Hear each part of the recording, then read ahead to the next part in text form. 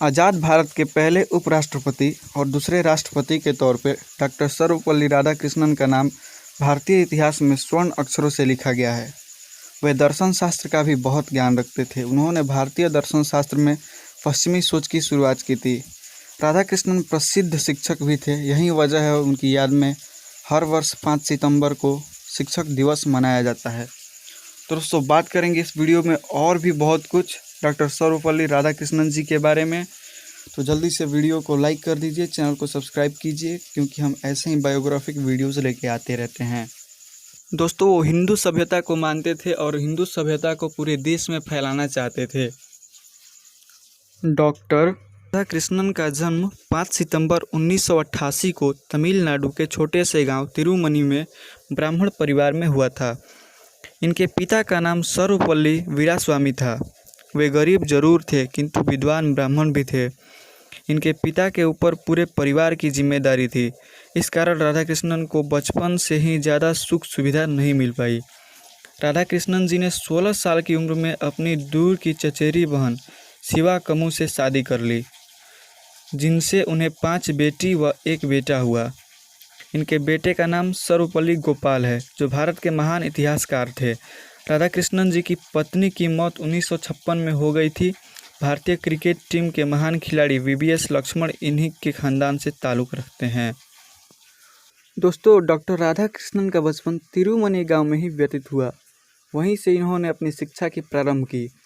आगे की शिक्षा के लिए इनके पिताजी ने क्रिश्चियन मिशनरी संस्थान लूथरन मिशन स्कूल तिरुपति में दाखिला करा दिया, जहां वे 1896 से 1900 तक रहे।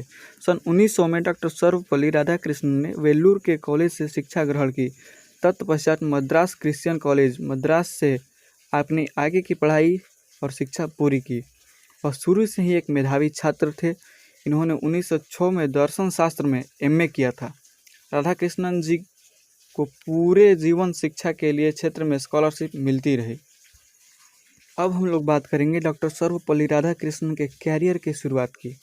तो बता दें कि 1906 में राधाकृष्णन जी को मद्रास प्रेसिडेंसी कॉलेज में दर्शन शास्त्र का अध्यापक बना दिया गया।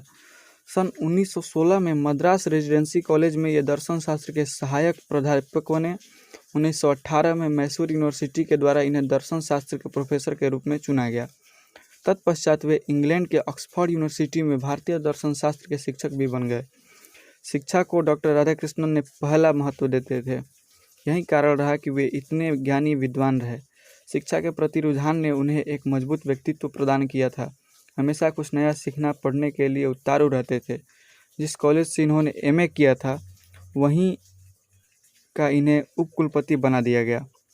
किंतु डॉक्टर राधाकृष्णन ने 1 वर्ष के अंदर ही इसे छोड़कर बनारस विश्वविद्यालय के उपकुलपति बन गए। इसी दौरान वे दर्शन शास्त्र पर बहुत सी पुस्तकें लिखा करते थे। अब हम लोग बात करेंगे कि डॉक्टर राधाकृष्णन जी का राजनीति में कैसे आगमन हुआ। तो दोस्तों, जब भारत को स्वतंत्रता मिली, उस समय जवाहरलाल नेहरू ने राधाकृष्णन से यह आग्रह किया कि वह विशिष्ट राजदूत के रूप में सोवियत संघ के साथ राजनयिक कार्यों को पूर्ति करें। नेहरू जी की बात को स्वीकारते हुए डॉक्टर राधाकृष्णन ने 1947 से 1949 तक संविधान निर्मात्री सभा के सदस्य के रूप में कार्य किया। संसद में सभी लोग इनके कार्य और व्यवहार की बेहद प्रशंसा करते थे। अपने सफल एकेडमिक करियर के बाद इन्होंने राजनीति में अपना कदम रखा। 13 मई 1952 से 13 मई 1962 तक वे देश के उपराष्ट्रपति रहे। फिर 13 मई 1962 को ही वे भारत के राष्ट्रपति निर्वाचित हुए।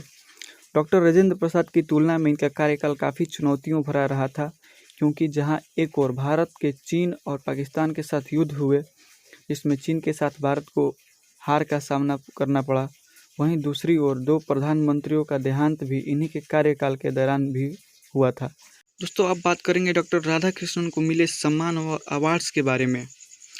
तो दोस्तों, शिक्षा और राजनीति में उत्कृष्ट योगदान देने के लिए डॉक्टर राधाकृष्णन को सन 1954 में सर्वोच्च अलंकार भारत रत्न से सम्मानित किया गया था।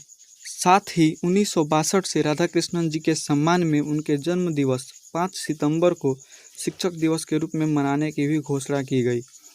और इतना ही नहीं, इंग्लैंड सरकार द्वारा इनको अवार्ड ऑफ मेरिट का भी सम्मान प्राप्त हुआ। डॉक्टर राधाकृष्णन ने भारतीय दर्शन शास्त्र एवं धर्म के ऊपर अनेक किताबें लिखी, जैसे गौतम बुद्धा, जीवन की और दर्शन, धर्म और समाज, भारत और विश्व इत्यादि। वे अक्सर किताबें अंग्रेजी में लिखते थे। 1967 में गणतंत्र दिवस पर डॉक्टर राधाकृष्णन ने देश को संबोधित करते हुए यह स्पष्ट किया था कि वह अब किसी भी सत्र के लिए राष्ट्रपति नहीं बनना चाहेंगे और बतौर राष्ट्रपति ये उनका आखिरी भाषण रहा। 17 अप्रैल 1975 को एक लंबी बीमारी के बाद डॉक्टर राधाकृष्णन का निधन हो गया।